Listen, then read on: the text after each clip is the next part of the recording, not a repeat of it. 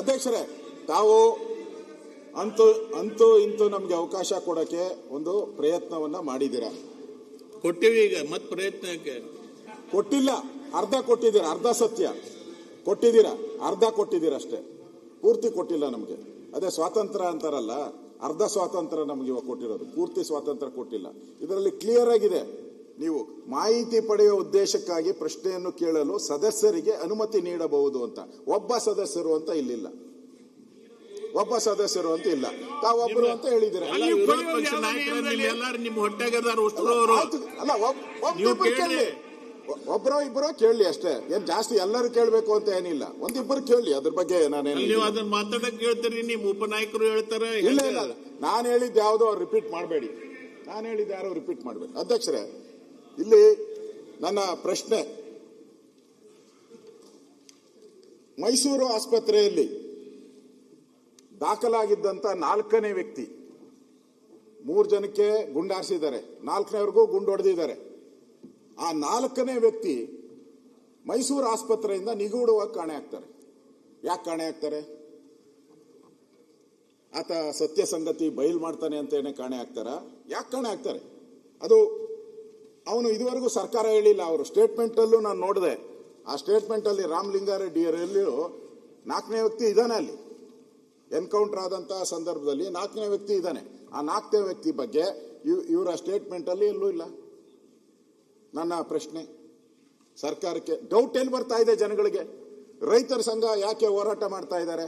ರೈತರು ಯಾಕೆ ಹೋರಾಟ ಮಾಡ್ತಾ ಇದ್ದಾರೆ? 5,000 ಜನ ಯಾಕೆ ಸೇರ್ಬಿಟ್ರು? ಏನೋ ಇವನ್ ಕಾಡುಗಳ್ಳ ಅಂದಿದ್ರೆ, ವೀರಪ್ಪನ ಕಾಡುಗಳ್ಳ ಅಂತ ನಾವು ಕೇಳಿದ್ರಿ, ಇವ್ ಕಾಡುಗಳ್ಳ ಅಂತ ಹೇಳಿದ್ರೆ ಇಷ್ಟೊಂದು ಜನ 5,000 ಜನ ರೈತರೆಲ್ಲ ಬಂದು ಹಸಿರು ಟವಲ್ ಹಾಕೊಂಡು ಯಾಕೆ ಹೋರಾಟ ಮಾಡ್ತಾ ಇದ್ರು? ನನ್ನ ಪ್ರಶ್ನೆ.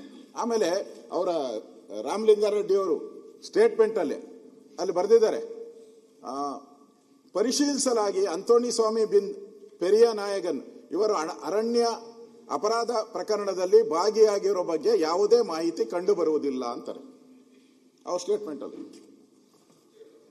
ಸತ್ಯ ಹೇಳವ್ರೆ ನೋಡಿ, ಬಾಲಕೃಷ್ಣ ಕರೆಕ್ಟ್ ಆಗಿ ಮಾತಾಡ್ತಾವ್ರೆ. ಸತ್ಯ ಇಲ್ಲ ಅಂದವ್ರನ್ನ ಹೆಂಗೆ ಎನ್ಕೌಂಟರ್ ಮಾಡ್ತೀರಾ? ಕಾಡುಗಳ್ಳ ಅಂತ ಹೆಂಗೆ ಎನ್ಕೌಂಟರ್ ಮಾಡ್ತೀರಾ ಅವನ್ಗೆ? ಇಲ್ಲ ಅಂದ್ಮೇಲೆ ಅವನು ಅಬಿಚೂಲ್ ಅದ ಏನನ್ನೋದು ಸುರೇಶ್ ಕುಮಾರ್ ಅವರು ಅಫೆಂಡರ್, ಅಬಿಚುವಲ್ ಅಫೆಂಡರ್ ಇದಾರಲ್ಲ, ಈಗ ಯಾರೋ 1 ಕೊಲೆ ಮಾಡಿರ್ತಾನೆ, 2 ಮಾಡಿರ್ತಾನೆ, ಈ ತರ ಆಗಿದ್ರೆ ಅವನ ರೆಗ್ಯುಲರ್ ರೌಡಿ ಅನ್ನೋ ತರ ಇರ್ತೈತೆ. ರೆಗ್ಯುಲರ್ ರೌಡಿ ಲಿಸ್ಟ್ ಅಲ್ಲಿ ಇರ್ಬೇಕು ಅವನು. ಇವನೇನು ಇಲ್ಲ, ರೌಡಿ ಲಿಸ್ಟ್ ಅಲ್ಲೇ ಇಲ್ಲ ಇವನು. ಹೆಂಗೆ ಮಾಡಿದ್ರಿ ಅವನಿಗೆ? ಮತ್ತೆ ಗುಂಡು, ಅಧ್ಯಕ್ಷರೇ, ನನಗಿಂತ ತಾವು ಬಹಳ ಸ್ಪರ್ಧೆ ಮಾಡಿದ್ದೀರಾ, ನೀವೆಲ್ಲ ಜನಗಳ ಮಧ್ಯೆ ಇದ್ದವರು. ಒಂದು ಅರ್ಥ ಮಾಡ್ಕೊಳ್ಳಿ, ಕಾಡಲ್ಲಿ ಫೈರಿಂಗ್ ಆಗ್ಬೇಕಾದ್ರೆ, ಕಾಡು ಗೊತ್ತಲ್ಲ, 1000 ಕಿಲೋಮೀಟರ್ ಇರ್ತದೆ. ಫೈರಿಂಗ್ ಆಗ್ಬೇಕಾದ್ರೆ ಎಷ್ಟು ರೇಂಜಲ್ಲಿ ಆಗಬೇಕು? ಪರಮೇಶ್ವರ್ ಉತ್ತರ ಕೊಡ್ತಾರೆ, ಆಮೇಲೆ ಕೇಳಿ ಅವರು. ಪರಮೇಶ್ವರ್ ಸತ್ಯ ಹೇಳ್ತಾರೆ ಅಂತ ನಾನು ತಿಳ್ಕೊಂಡು, ಎಷ್ಟು ಇದ್ರಾಗಬೇಕು? ಒಂದು ಅರ್ಧ ಕಿಲೋಮೀಟರ್ ದೂರ ರೇಂಜ್ ಏನಿರ್ತೈತೆ ಅದರದ್ದು? ಇವ್ರದ್ದು ರೇಂಜ್ ಏನಿದೆ? ಆ ಗನ್ನಿನ ರೇಂಜ್ ಏನಿದೆ?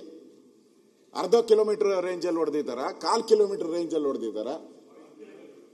ಸ್ಪಾಟ್ ಅಲ್ಲಿ ಅಂದ್ರೆ ಹತ್ತಿರದಿಂದ ಹೊಡೆದಿರೋದ್ರ ಬಗ್ಗೆ ಡಾಕ್ಟರ್ ಹೇಳಿದ್ದಾರೆ.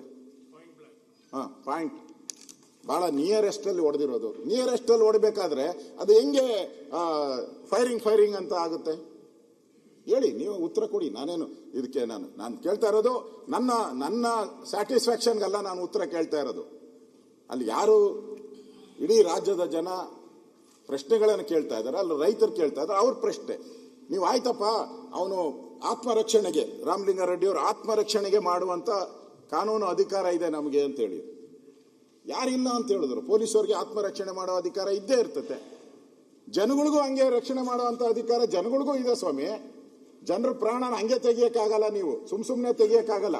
ಇನ್ನೊಂದು 3ನೇ ಪ್ರಶ್ನೆ ಅಧ್ಯಕ್ಷರೇ, ಇಷ್ಟು ಹತ್ತಿರದಿಂದ ಹೊಡೆದಿದ್ದೀರಾ ನೀವು, ನಿಯರೆಸ್ಟ್ ಹೊಡೆದಿದ್ದಾರೆ. ಅದು ಹೆಂಗಾಗ್ತೈತೆ? ಅದು ಇದು ನನ್ನ ಆತ್ಮರಕ್ಷಣೆಗೋಸ್ಕರ ಹೆಂಗಾಗ್ತೈತೆ? ನೀವು ಕಾಲಿಂದ ಕೆಳಗಡೆ ಹೊಡಿಬೋದಾಯ್ತು, ಹೃದಯಕ್ಕೆ ಹೊಡೆದಿದ್ದಾರೆ, ಕತ್ತು ಹೊಡೆದಿದ್ದಾರೆ ಅವ್ರಿಗೆ. ಓಕೆ, ಆಯ್ತು. ಅವರ ಸ್ಟೇಟ್ಮೆಂಟ್ ಅಲ್ಲಿ, ರಾಮಲಿಂಗಾರೆಡ್ಡಿ ಸ್ಟೇಟ್ಮೆಂಟ್ ಅಲ್ಲಿ ನಮಗೆ ಮಾಹಿತಿ ಬಂತಂತೆ ಇವ್ರಿಗೆ, ಅಲ್ಲಿ ಕಳ್ಳರಿದ್ದಾರೆ ಅಂತ ಮಾಹಿತಿ ಬಂತು. ನಾವು ಹೋಗಿ ರೈಡ್ ಮಾಡ್ತಿರುತ್ತೆ. ಕಳ್ಳರಿದ್ದಾರೆ ಅಂತ ಮಾಹಿತಿ ಬಂದ ಮೇಲೆ 4 ಜನ ಹೆಂಗ್ ಹೋದ್ರಿ ನೀವು? ಎಷ್ಟು ಜನ ಸ್ಟಾಫ್ ಇದ್ದಾರೆ ಆ ರೇಂಜ್ ಅಲ್ಲಿ ನಿಮಗೆ? 100-200 ಜನ ಇರ್ತಾರೆ. ನಾನು ಹೋಗಿದ್ದೀನಿ ಕಾಡಲ್ಲಿ, ಕೋಚಿಂಗ್ ಕ್ಯಾಂಪ್ಸ್ ಇರ್ತೈತೆ ಅಲ್ಲೇ. ನೀವು ಡಿ ಫಾರೆಸ್ಟ್ ಒಳಗಡೆ ಸುಮಾರು ಒಂದು 400-500 ರೆಗ್ಯುಲರ್ ಆಗಿ ಇದ್ದೇ ಇರ್ತಾರೆ ಅಲ್ಲಿ. ನಾನು ಹೋಗಿದ್ದೀನಿ, ಆ ಸ್ಪಾಟ್ಗೆ ಹೋಗಿ ಬಂದಿದ್ದೀನಿ. ನಾನು ಕೂಡ ರೆಗ್ಯುಲರ್ ಆಗಿರ್ತಾರೆ ಅಲ್ಲಿ. 4-5 ಜನ ಇರ್ತಾರೆ, ಓದೋರು ಬೇರೆ 4 ಜನ. ಇಷ್ಟು ಜನ ನಿಮಗೆ ಸ್ಟಾಫ್ ಇದ್ಕೊಂಡು, 100 ಜನ ಸ್ಟಾಫ್ ಇದ್ಕೊಂಡು ಅವ್ರನ್ನ ಸುತ್ತುವರೆದು ಯಾಕೆ ಹಿಡಿಯಕ್ಕಾಗಿಲ್ಲ? ಆಯ್ತು, ಹೊಡೆದ್ರಿ, ಏನು ಒಳ್ಳೆ ಇದು ಏನೋ ಸೀರಿಯಸ್ ಆಗಿ ಒಬ್ಬರಾದ್ಮೇಲೆ ಒಬ್ಬರು 3 ಜನ ಹೊಡೆದಾಕ್ಬಿಟ್ರಿ. 4 ಜನ ಹೊಡೆಯುವಂತ ಅವಶ್ಯಕ, 3 ಜನ ಸಾಯಿಸುವಂತ ಅವಶ್ಯಕತೆ ಏನಿತ್ತು ಇದರಲ್ಲಿ? ಒಬ್ಬ ಸತ್ತಿದ್ರೆ ಉಳಿದವರೆಲ್ಲ ಓಡೋರು. ಒಬ್ಬ ಸಾಯ್ಬೇಕು ಅಂತಾನೂ ನಾನು ಹೇಳಲ್ಲ, 3 ಜನ ಓಡೋರು. 3 ಜನರ ಮೇಲೂ ನೀವು ಗುಂಡಾರಿಸಿದಿರಲ್ಲ, ಯಾಕೆ 3 ಜನದ ಗುಂಡಾರಿಸ್ತೀರಿ ನೀವು? ಇದು ನಾಳೆ ಇದು ಘಟನೆ ನಾನು ಯಾಕೆ ಪ್ರಸ್ತಾವ ಮಾಡ್ತಾ ಇದ್ದೀನಿ ಅಂದ್ರೆ, ನಾಳೆ ನಮ್ಮದಲ್ಲಿ ಇದೊಂದೇ ಕಬಿನಿ ಒಂದೇ ಕಾಡಲ್ಲ, ಕರ್ನಾಟಕದಲ್ಲಿ ಬೇಕಾದಷ್ಟು ಕಾಡುಗಳಿದೆ. ಹಳ್ಳಿ ಜನ ಕಾಡುಗಳಲ್ಲಿ ಒಂದು ಅರ್ಧ ಕಿಲೋಮೀಟರ್ 1 ಕಿಲೋಮೀಟರ್ ರೇಂಜ್ಗೆ ಹೋಗ್ತಾರೆ, ಸೌದೆ ತರಕೋ ಏನ್ಗೋ ಹೋಗೇ ಹೋಗ್ತಾರೆ. ನೀವು ಬೇಡ ಅಂದ್ರೆ ಹೋಗೇ ಹೋಗ್ತಾರೆ ಅವರು, ದನ ಕರು ಮೇಯಿಸೋದಕ್ಕೆ ಎಲ್ಲ ಹೋಗೇ ಹೋಗ್ತಾರೆ ಅವರು. ಇದೊಂದು ಇನ್ಸಿಡೆಂಟ್ ನೀವು ಕರೆಕ್ಟಾಗಿ ನೀವು ಕ್ರಮ ಆಗಿಲ್ಲ ಅಂದ್ರೆ ನಾಳೆ ಕಾಡೊಳಕ್ಕೆ ಯಾವನು ಹೋಗಂಗೆ ಇಲ್ಲ. ಹಂಗಾರೆ ಬದುಕೆ ಅಲ್ಲಿ ಕಟ್ಕೊಂಡಿರ್ತಾರೆ. ನೀವು ಬಹಳಷ್ಟು ಜನ ಕಾಡಿನಲ್ಲಿ ವಾಸ ಮಾಡೋರು ಬದುಕನ್ನೇ ಅಲ್ಲಿ ಕಟ್ಕೊಂಡಿರ್ತಾರೆ. ನಾನು ಹೋಗಿದ್ದೀನಿ ಅಲ್ಲಿ, ಗ್ರಾಮ ವಾಸ್ತವ್ಯ ಮಾಡಿ ಬಂದಿದ್ದೀನಿ. ಅದೇ ಕಾಡಲ್ಲಿ ನಾನು ಕೂಡ ಗ್ರಾಮ ವಾಸ್ತವ್ಯ ಮಾಡಿದ್ದೀನಿ. ನಾನು ಅಲ್ಲಿಗೆ ಅದರಿಂದ ನನಗನ್ಸೋವಂಥದ್ದು, ಈ ಹತ್ತಿರದಿಂದ ಯಾಕೆ ಗುಂಡುಗಳು ಬಂತು ಅನ್ನೋದು ಕೂಡ ನಮ್ಮ ಪ್ರಶ್ನೆ. ಮುಖ್ಯವಾಗಿ ಇಷ್ಟಕ್ಕೆ ನಾನು ಆಗಿದ್ರೆ ಇದ್ರ ಬಗ್ಗೆ ಖಂಡನ ನಿರ್ಣಯ ಮಾಡಿದ್ದಾರೆ ತಮಿಳುನಾಡಲ್ಲಿ. DMK ಅವರು ಖಂಡನ ನಿರ್ಣಯ ಮಾಡಿದ್ದಾರೆ. ತಮಿಳರನ್ನ ಕೊಂದಿದ್ದೀರಾ ಅಂತ ಅವರು ಡೈರೆಕ್ಟ್ ಆಗಿ ಹೇಳಿದ್ದಾರೆ. ತಮಿಳರನ್ನ ಕೊಂದಿದ್ದೀರಾ ಅನ್ನೋ ಮಾತನ್ನೇ ಹೇಳಿದ್ದಾರೆ. ಆಮೇಲೆ ಅಲ್ಲಿ ಮುಖ್ಯಮಂತ್ರಿ ವಿಜಯನ್ ಅವರು ತಮಿಳರ ಹತ್ಯೆ ಬರ್ತಾ ಇದೆ ನೋಡಿ, ತಮಿಳರ ಹತ್ಯೆ ರಾಜ್ಯ ಸರ್ಕಾರದಿಂದ ತಮಿಳರ ಹತ್ಯೆ. ಶನಿವಾರ ನಡೆಸಿದ ಎನ್ಕೌಂಟರ್ ಅಲ್ಲಿ 3 ತಮಿಳಿಗರು ಹತ್ಯೆ ಆಗಿರುವುದು ಖಂಡನೀಯ ಎಂದು ತಮಿಳುನಾಡು ಮುಖ್ಯಮಂತ್ರಿ ಜೋಸೆಫ್ ವಿಜಯನ್ ಭಾನುವಾರ ರಾತ್ರಿ ತಮ್ಮ ಎಕ್ಸ್ ಖಾತೆಯಲ್ಲಿ ಹಾಕಿದ್ದಾರೆ. ಈ ಘಟನೆ ಕುರಿತು ಕರ್ನಾಟಕ ಅರಣ್ಯ ಇಲಾಖೆ ನೀಡಿರುವ ವಿವರಣೆ ಸ್ವೀಕಾರಾರ್ಹ ಅಲ್ಲ ಅಂತ ಹೇಳಿದರು. ಮುಖ್ಯಮಂತ್ರಿ, ಒಬ್ಬ ರಾಜ್ಯದ ಮುಖ್ಯಮಂತ್ರಿ, ನಿಮ್ಮ ಪಾರ್ಟ್ನರ್ ಅವರು, INDA ಪಾರ್ಟ್ನರ್, ಅವರೇ ಹೇಳಿದ್ದಾರೆ ನಿಮ್ಮ ಫಾರೆಸ್ಟ್ ಡಿಪಾರ್ಟ್ಮೆಂಟ್ ಏನು ಕೊಟ್ಟಿದೆ ರಾಮಲಿಂಗಾರೆಡ್ಡಿ ಅವರು ಓದಿದ್ರಲ್ಲ, ಅದು ಸ್ವೀಕಾರಾರ್ಹ ಅಲ್ಲ ಅಂತ ಹೇಳಿದ್ದಾರೆ ಅವರು. ನಾನು ಈಗ ಓದಿದೆ, ವಿಜಯ್ಗೆ ಏನು ಕನ್ಸಲ್ ಬಂದಿತ್ತ? ಕರೆಕ್ಟ್ ಆಗಿ ಹೇಳಿದ್ರಿ. ಹಂಗಾರೆ ಲಾಯಕ್ಕಿಲ್ಲ ಅಂತಾನೆ ಅವ್ರ ಮುಖ್ಯಮಂತ್ರಿಗೆ. ನೀವ್ ಹೇಳಿದ್ರೆ ಅದನ್ನೇ ಹೇಳ್ಬಿಡ್ತೀನಿ. ರಾಮಲಿಂಗಾರೆಡ್ಡಿ ಹೇಳಿದ್ರು ವಿಜಯನ್ ಲಾಯಕ್ಕಿಲ್ಲ ಮುಖ್ಯಮಂತ್ರಿಗೆ ಅಂತಾನ. ಸಭಾಧ್ಯಕ್ಷರು ಅಶೋಕಣ್ಣ 20 ಜನ ನೀಟ್ ವಿದ್ಯಾರ್ಥಿಗಳು ಆತ್ಮಹತ್ಯೆ ಮಾಡಿದ್ದಾರೆ, ತೋರಿಸಲಿಲ್ಲ. 20 ಜನ ನೀಟ್ ವಿದ್ಯಾರ್ಥಿಗಳು ಆತ್ಮಹತ್ಯೆ ಮಾಡಿದ್ದಾರೆ. ಕಾಂಗ್ರೆಸ್ ಮುಖ್ಯಮಂತ್ರಿ ಹೇಳ್ತಾರೆ ವಿಜಯನ್ ನಾಲಾಯಕ್ ಅಂತ. ಕಾಂಗ್ರೆಸ್ ಮುಖ್ಯಮಂತ್ರಿ ಹೇಳ್ತಾರೆ ವಿಜಯನ್ ನಾಲಾಯಕ್ ಅಂತ. ವಿದ್ಯಾರ್ಥಿಗಳು ಆತ್ಮಹತ್ಯೆ ಮಾಡ್ಕೊಂಡಾಗ ಕಾಳಜಿ ತೋರಿಸಲಿಲ್ಲ ಅಲ್ಲ ಅಶೋಕಣ್ಣ? ಮಾನ್ಯ ಅಧ್ಯಕ್ಷರು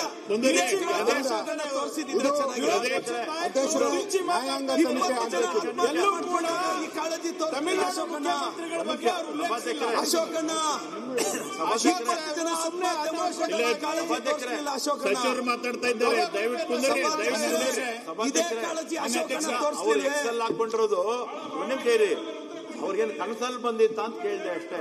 ನಾನು ಲಾಯಕ್ಕು ನಾಲಾಯಕ್ ಬಗ್ಗೆ ನಾನು ಮಾತಾಡಿದೆ. ಸರಿ ಕನಸಲ್ಲಿ ಬಂದಿತ್ತ ಅಂತ ಕೇಳಿದೆ. ಮಾನ್ಯ ಅಧ್ಯಕ್ಷೆ ನಿನಗೆ ಪ್ರಾಮಾಣಿಕವಾಗಿ ಅವ್ರಿಗೆ ನ್ಯಾಯ ಒದಗಿಸಬೇಕು ಅಂತ ಇದ್ದ, ರಾಜಕೀಯ ಮಾಡಬೇಕು ಅಂತ ಇದ್ದ. ನಿನ್ ಭಾಷಣದ ಮುಖಾಂತರ ನೀವು ಕೊಲೆ ಮಾಡಬೇಕಂತ ನ್ಯಾಯ ಒದಗಿಸಿ ಸರಿಯಾಗಿ ಪ್ರಶ್ನೆ ಕೇಳಿ. ಅವ್ರ ಕುಟುಂಬಕ್ಕೆ ನ್ಯಾಯ ಕೊಡಿಸಿ ಬದುಕಿಸಿ, ಆಯ್ತು, ಅವ್ರಿಗೆ ಬದುಕಿಸಿ ನ್ಯಾಯ ಕೊಡಿಸಿದ ಅವರಿಗೆ. ಆಯ್ತು. ಮಾನ್ಯ ಅಧ್ಯಕ್ಷೆ,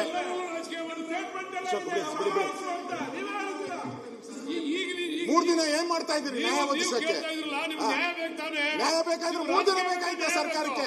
3 ದಿನ ತೀರ್ಮಾನ ಕೊಡ್ಬೇಕಾಯ್ತು. 3 ದಿನದಲ್ಲಿ ಕೂಡ ಏನ್ ಕೊಟ್ಟಿದ್ದಾರೆ ತೀರ್ಮಾನ? ಮಾನ್ಯ ಅಧ್ಯಕ್ಷೆ, ಮೊನ್ನೆ ಏನು